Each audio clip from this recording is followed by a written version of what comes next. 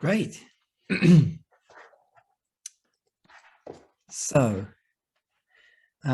yeah, again, thanks so much to Danielle and Daniela for helping organize this session today. I really hope it's going to be useful to you.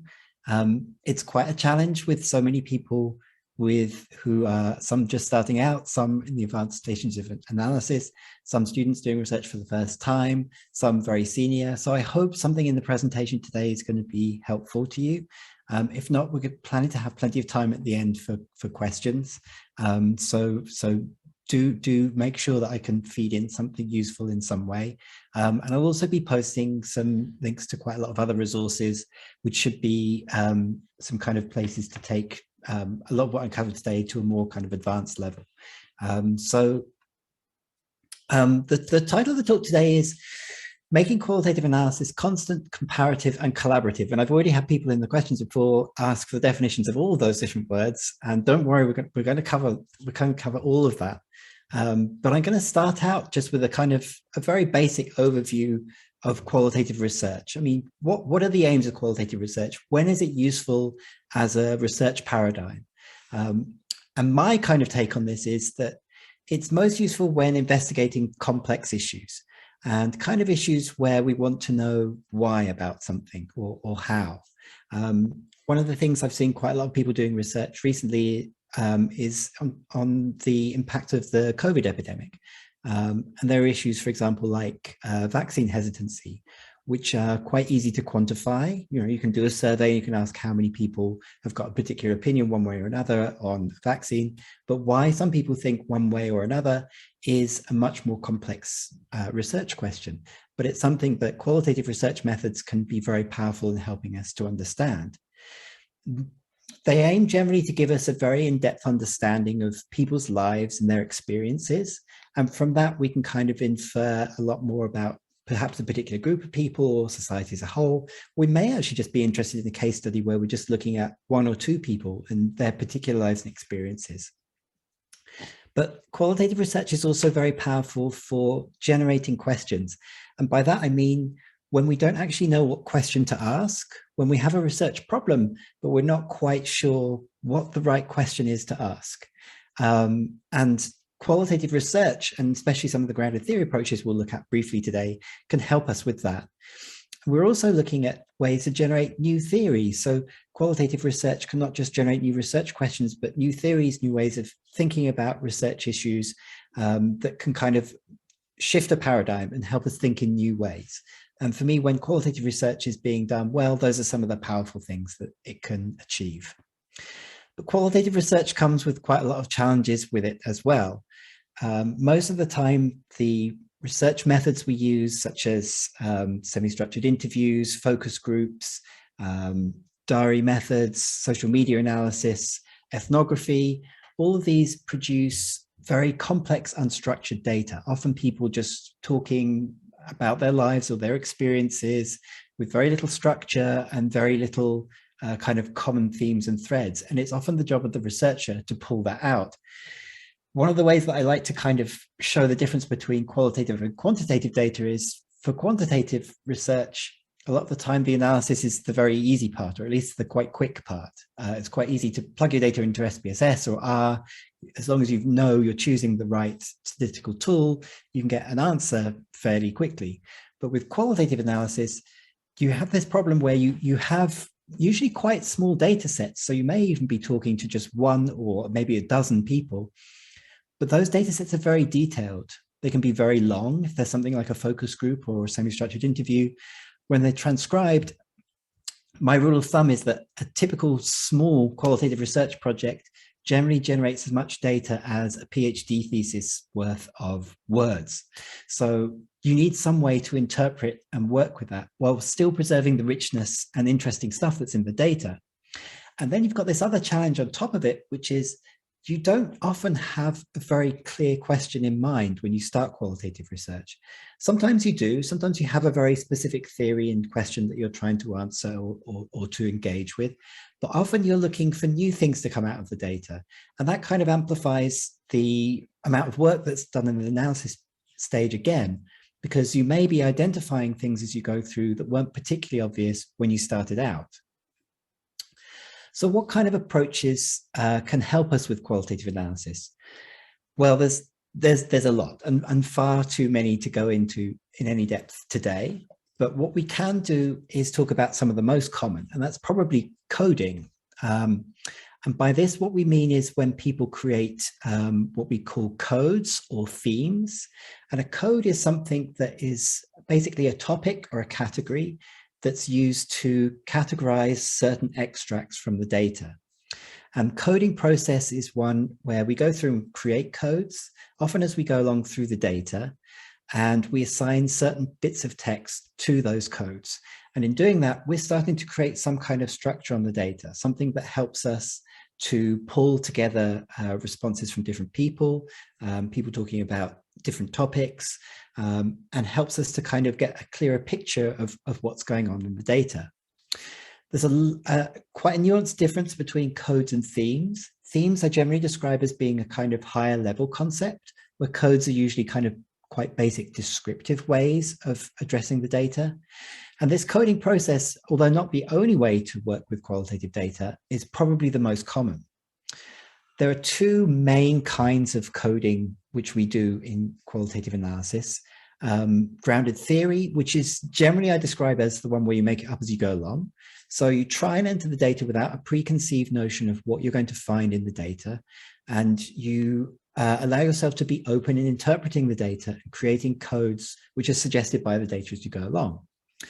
The opposite approach is sometimes called framework analysis or a priori coding, where you have a very set framework ahead of time. So you may have a list of codes and themes of things that you know you want to find, you know you want to identify particular bits of data on in this data set. And so you go through and you assign bits of text to them. Now, my take is realistically, most people end up doing something a little bit of a hybrid approach, which takes a little bit of both into account. Although we try with things like reflexivity and positionality statements to be very clear about our own biases and influences before they start. By the time we've chosen a research project, we have a committed interest to it. We rarely choose research projects that we're not interested in. And it's very common in qualitative research to choose research projects that have a personal interest, that we have a personal interest in. And that can be okay if we have some kind of reflexivity and positionality statement that allows us to kind of engage and acknowledge those biases. So taking a hybrid approach allows us to appreciate that there are some things that we'll know we'll be interested in the data, but also being open to new things coming out of it. And within those paradigms, there are so many different approaches to coding. So a lot of people asking the questions already about interpretative phenomenological analysis, which is one approach to coding. There's also discourse analysis, thematic analysis. In fact, there are dozens and dozens of different ones. Is this a Sage book? Yes, it's a Sage book. The one I always recommend is the Coding Manual for Qualitative Researchers, Jono Saldana's book. This has, I think, about 43 or 46 different types of coding that you can try. And there isn't one which is the best approach. It depends very much on your data and what you're looking for. And my other caution on this, if you've not done qualitative analysis before, is that it's rarely a linear process. Sometimes you'll try one approach to coding. You may try discourse analysis or thematic analysis and just discover halfway through it's not quite working for you. And in that case, it's fine. You just need to accept that you've done some work and you can build on that, and you can take a different approach and try a different approach to coding. And Jono Saldana's book's very good for just kind of sparking your creativity and encouraging you to read the data in different ways. Because I kind of get the impression that all different kinds of coding and all different kinds of qualitative analysis, in fact, are different ways of trying to get you to read the data in different ways, through different lenses, through different perspectives of different participants. And in doing so, identify different things which are coming out from the data. So today we're talking about constant comparative analysis. The first question is, what is comparison, and why is that an important thing in qualitative analysis? Well, for me, it's all about context. And for me, good research is always about situating research in context. We need to understand something by comparing it to something else. It's very difficult to say, for example, I know exactly how many liters of water I use for a shower, as a random example, when I've got no idea, I've got no concept of what that would be. If I had some kind of comparison as how much water I'd use for a bath or to boil a kettle, then that's becomes a quantitative statistic that starts to have meaning for me. And it's one of those things that's very important when we come to write up our data. The discussion and significance sections are all about, in some way, situating our data within the literature and within existing paradigms and theories. But in qualitative analysis, that comparison needs to, I think, be a constantly ingrained part of the process. So let's talk a little bit about this particular approach that we're taking today. We're talking about one particular approach, and one particular approach really to grounded theory, which is the constant comparative method. And that's most famous from the kind of classic 1967 book. I don't know whether this one's Sage. Yeah, no, it's not. So I don't know if I'm still allowed to show it. But anyway, this is the classic Glaser and Strauss 1967 book, The Discovery of Grounded Theory, which has been very influential, and a lot of qualitative research techniques are either based on critiques or building on the particular things that they basically laid out in the 60s. And constant comparative method comes technically from a paper that Barney Glaser wrote a couple of years earlier, and that's what we're going to be talking about today. I also should mention that he actually died quite sadly just a month ago. But I would really recommend that anybody pick up this book or his earlier paper. It's remarkably accessible, remarkably prescient, and a really good place to start any kind of qualitative analysis journey. So what is it all about, this constant comparative method? And why is it a method? I thought we were talking about types of analysis today. Well, it's actually a method because it's kind of a methodology. It expects constant recruitment to be happening. So one of the central tenets of it is that you haven't finished your recruiting, you haven't finished collecting data until you've started doing your analysis and you've identified some of the gaps and weaknesses. So one of the things you should be comparing when you're doing qualitative analysis in this approach is actually what the different respondents are saying, and whether there are kind of gaps that you need to address by finding new people to talk to. And so for that reason, because it influences the research design, it's not just an analytical approach, it's also a methodological approach. So that's quite an important thing to do. If you're doing it literally by the book, you shouldn't have an approach where you just do the analysis after you've done all the data collection. You should expect those things to go together. And that's part of the constant comparison that we're going to talk about a little bit more. But let's define this a little bit more. What are we doing? What is the importance of these comparisons here?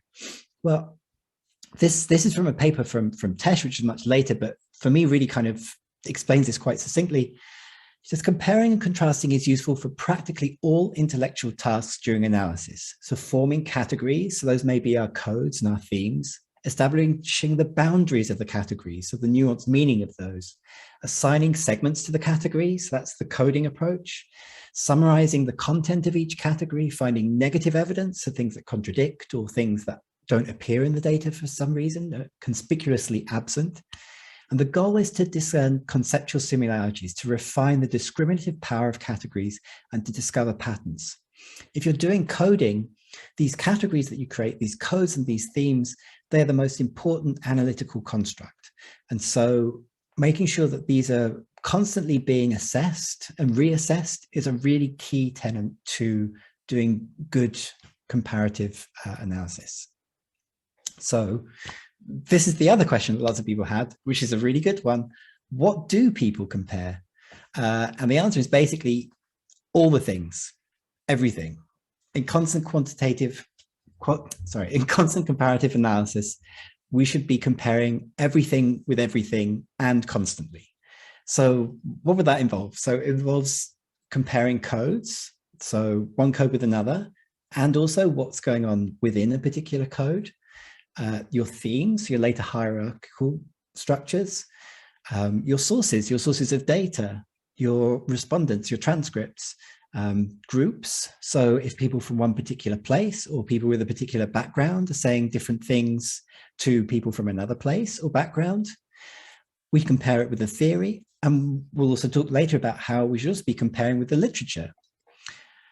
And the other thing, which is a very important part of this, is when we're working as a team, when there's more than one person doing the analysis and interpretation, we compare interpretations between the different coders. And that's something we'll talk about today and how the software can help with that a little bit. The next question is, why is this constant? So basically, I've gone backwards through this. I've defined methods, I've defined comparative, now I've defined constant. Why is this constant? And the answer seems kind of self-explanatory. It's a continuing, ongoing process. It's something we're doing all the way through the process. But it's slightly more than that. The important thing to remember is a lot of the time it's quite easy to do comparison at a set time. And that's often at the end of a particular stage of the analysis. So you could start doing comparison at the end. That's usually when most people do it. They go through, they code all of the data, and then they start going back and looking at it. Constant comparative method says you should probably be doing that all the time. In fact, literally after every action and everything you do. So it's not just something for the end. It's something you don't just do even at the end of coding up one particular source, one particular respondent or participant. It should be going, I mean, again, doing it by the book, literally after you add each piece of data to the code. You should reevaluate that code and see if the meaning has changed. Okay, so this is beginning to sound incredibly arduous and very laborious. And the answer is, well, yeah, it is. I mean, qualitative analysis is usually an extremely time-consuming and very cognitively intense process. There are a lot of different things to kind of juggle, a lot of different things to keep in your head. But by having some kind of structures and ways of doing it, you can make the process easier and a little bit more systematic, and that can help. So going back again to the different things that we compare. Oops, we've gone backwards. Sorry about that. Right, I'm just going to take a breather just for a second there, because that's already been quite a lot to digest. I apologize for a session of this length. It's quite a complex issue to engage with. But what we're going to do now is I'm going to show you some of the ways that we do comparison of different things within the qualitative analysis process. And I'm going to demonstrate those using the software that we've designed, which is Quirkos. So the first thing, and the most obvious thing, would be comparing themes and codes. So here we've got some codes and themes, self-deprecation, anxiety, personal struggles. We're going to look at these in a minute. And what we want to do is compare between and within. And this is one of my kind of key take-home points for this session. Constant comparative analysis is comparing between and within. So by that, I mean, we want to compare between the different codes. So why is anxiety different from personal struggles? Isn't that kind of linked? Is there some kind of link between anxiety and self-deprecation? Okay, we need to investigate that. We need to look at that. So we need to look at the data in those codes and themes and see how those are significantly different.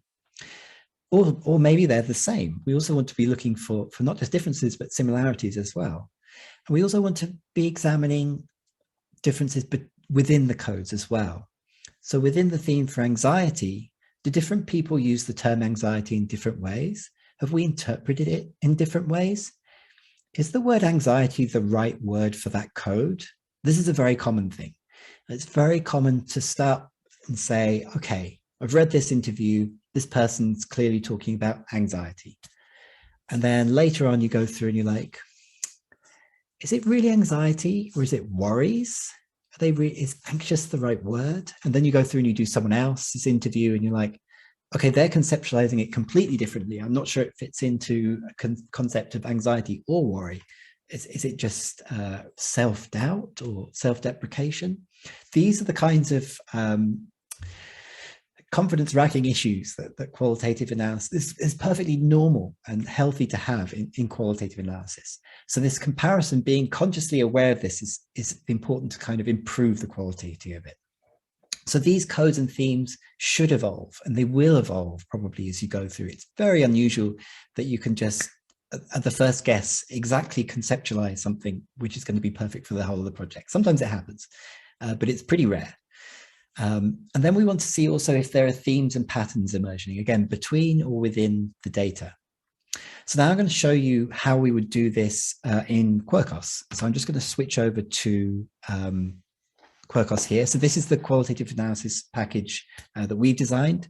Because I'm talking about Quirkos today, doesn't mean that you can't do these actions in other qualitative software packages. Or if you're not using software for qualitative analysis, you don't have to use any software for qualitative analysis.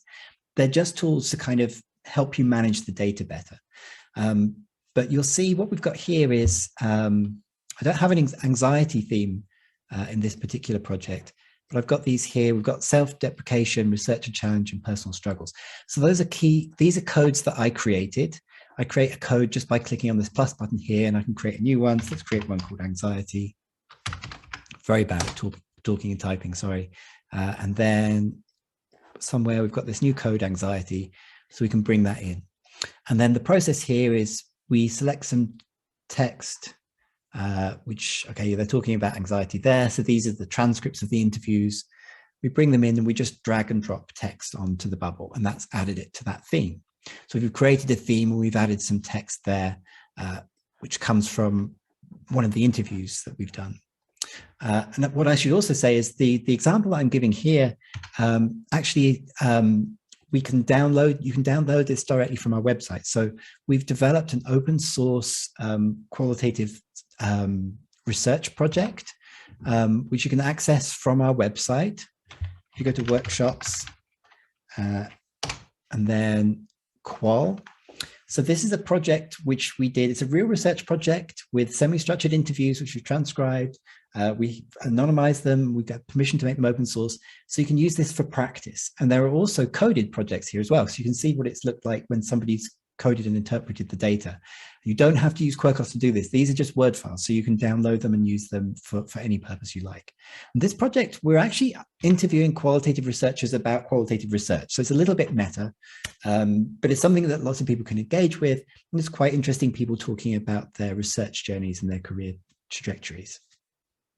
So when I went through and started coding through here, there were a lot of issues that were coming up with people talking about their lives in academia as researchers and then senior researchers and so on, working with qualitative data. One of the things for me that kept coming out was people talk about their personal struggles, their challenges which the researcher comes across. I didn't really code very much about anxiety. I've created that code now, but this seemed a really common topic, self-deprecation. So people were kind of putting themselves down, like belittling themselves a lot.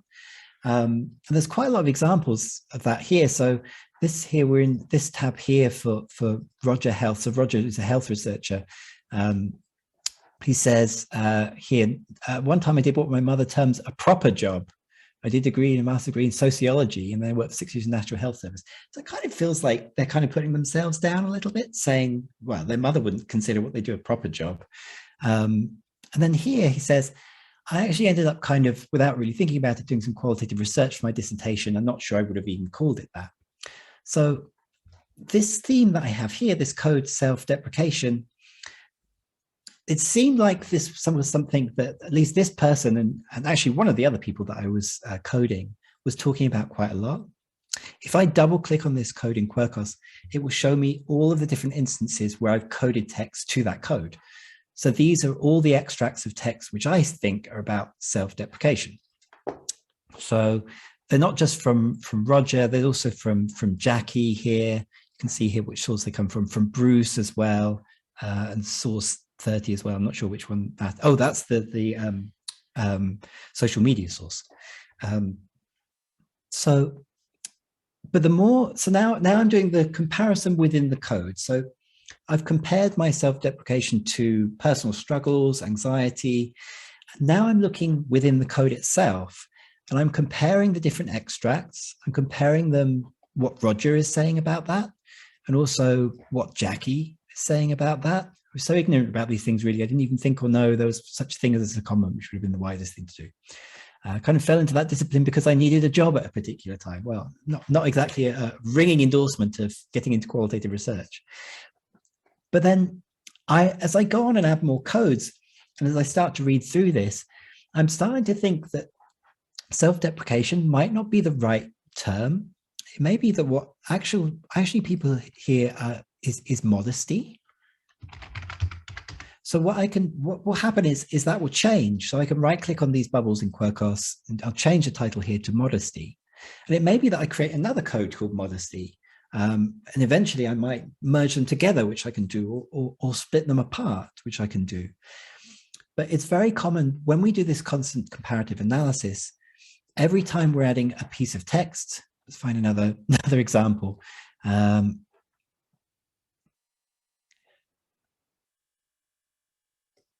Everyone's so busy, it's not that difficult to do ethnographic research.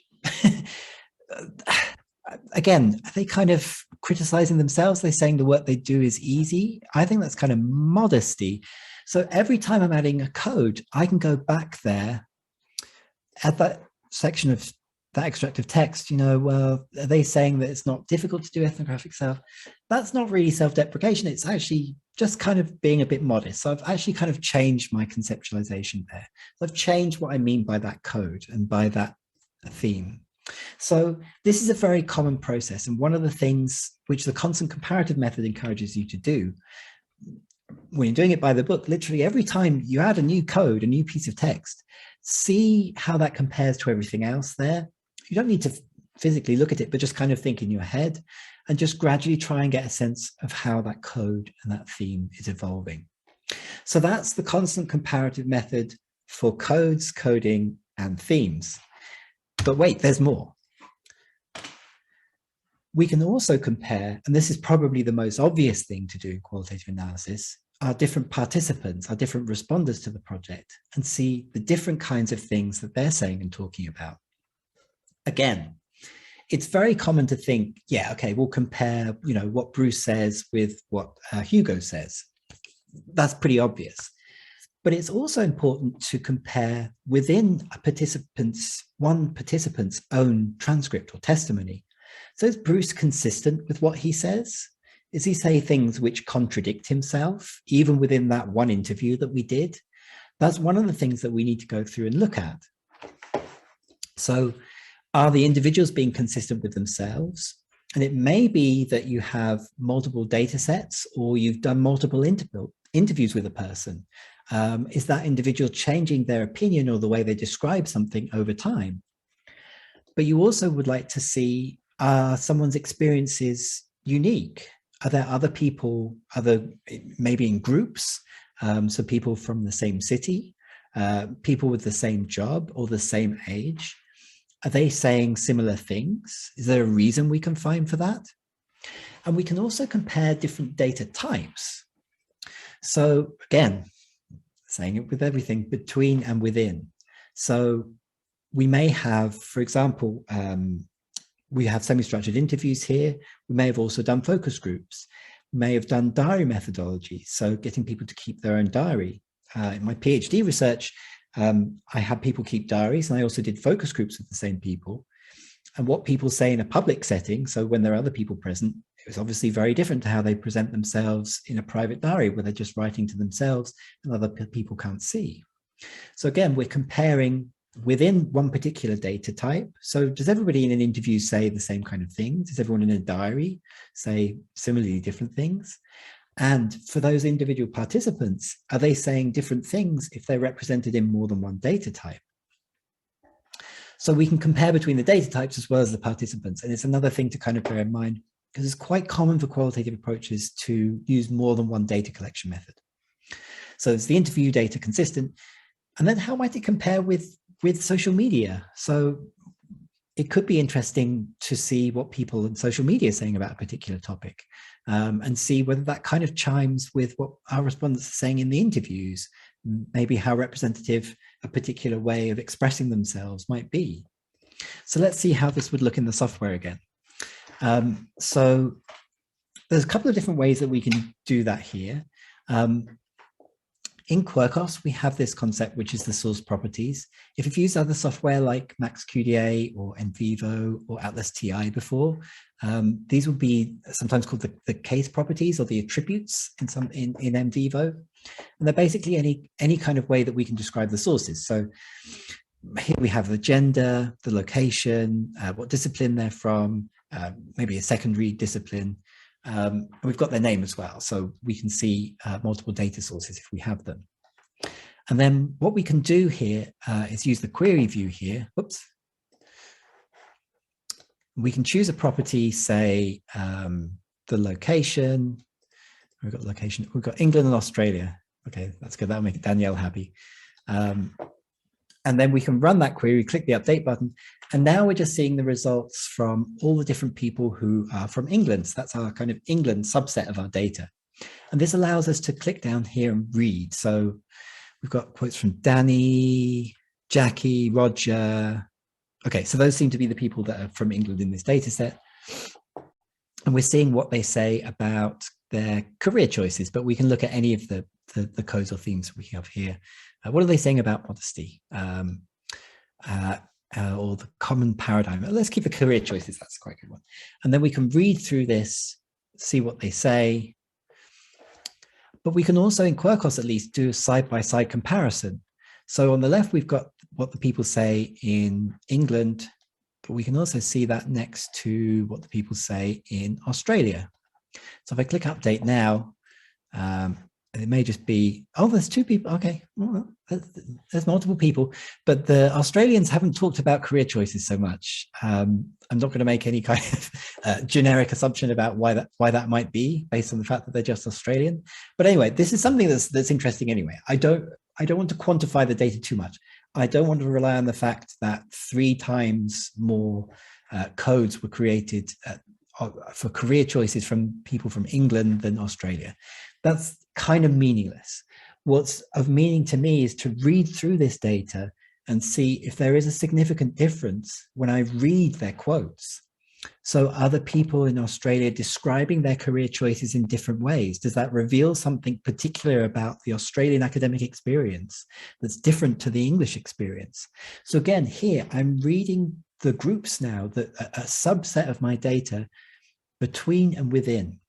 I'm reading within the English cohort to see if there's common threads about English academia which come out there and the reason people chose a particular career.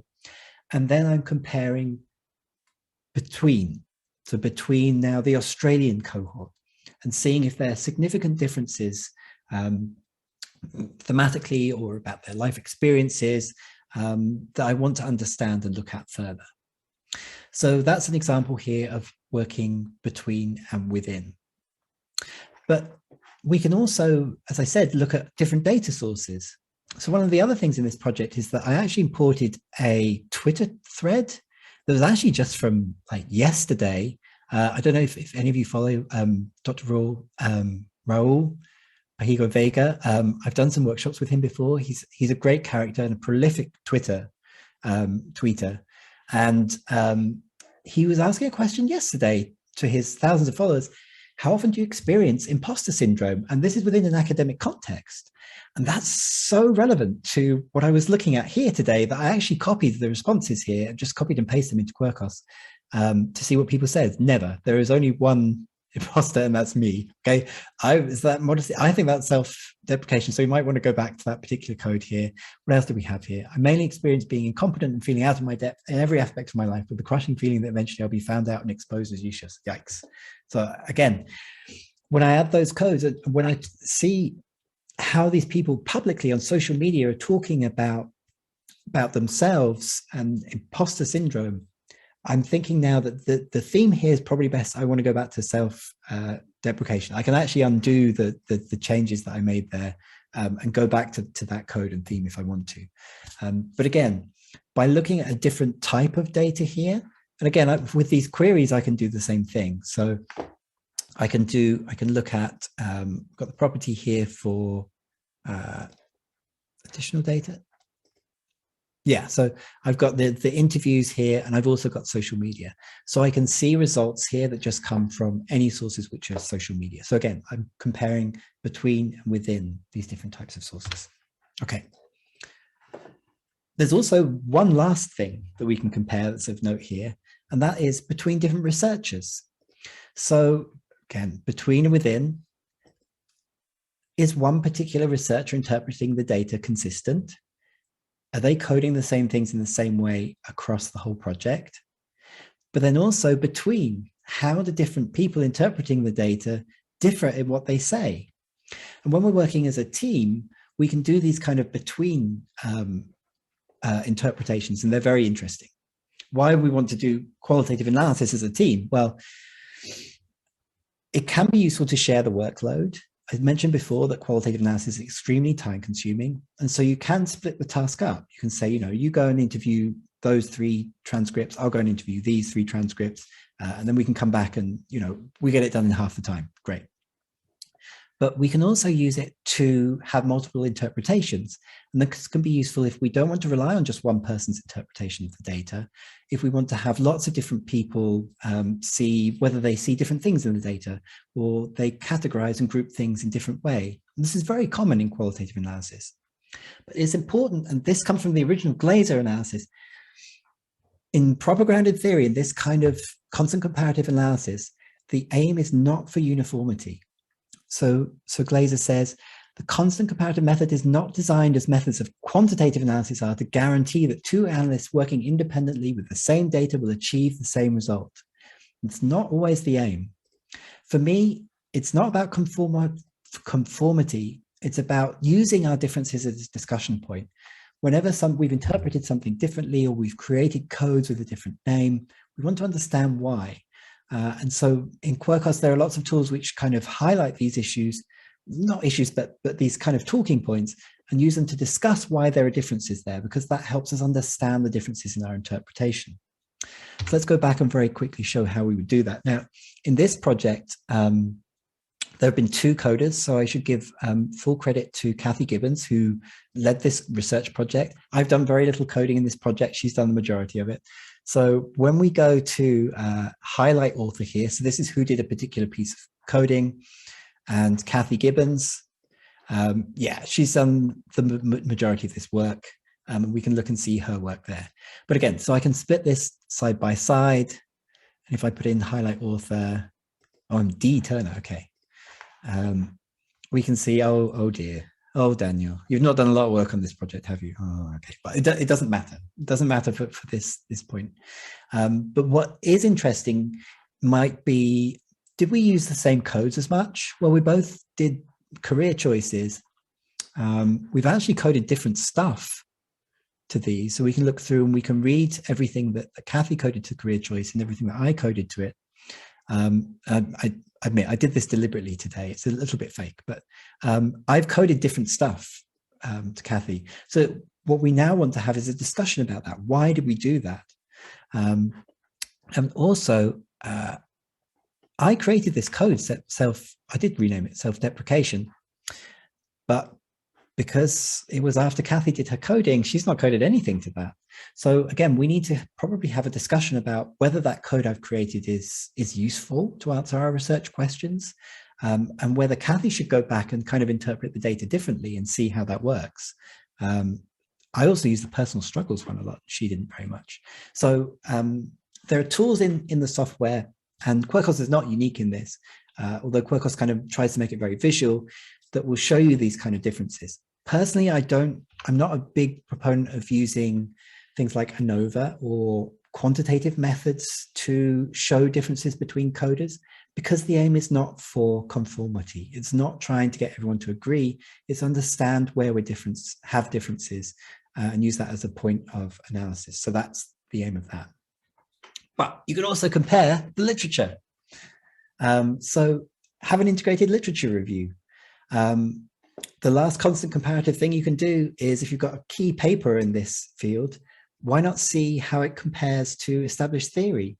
Or if there are other research projects on a similar topic, see how their data compares.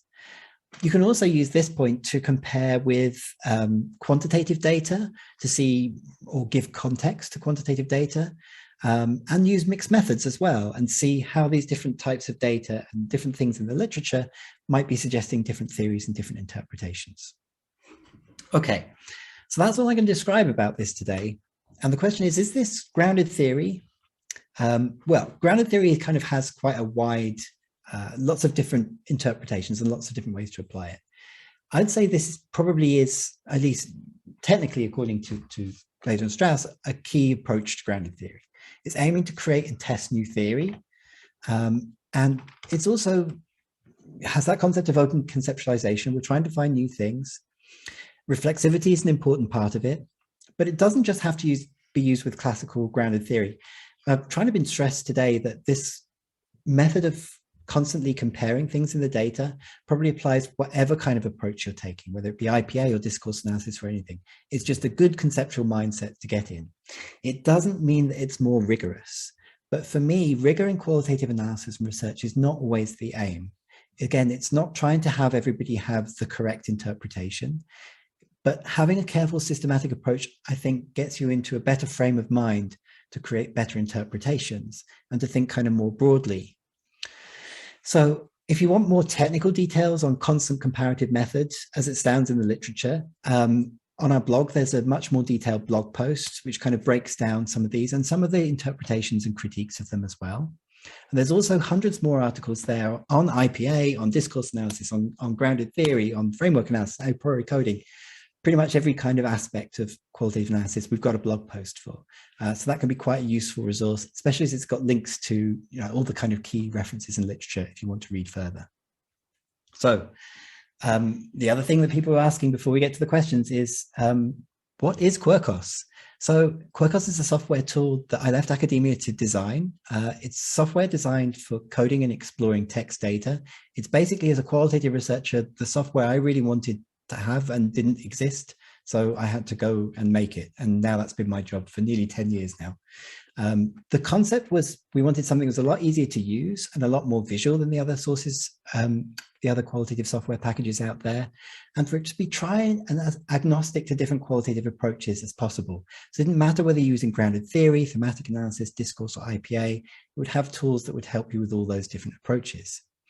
It's also identical whether you're running on Windows, Mac, and Linux, and you can collaborate across that as well.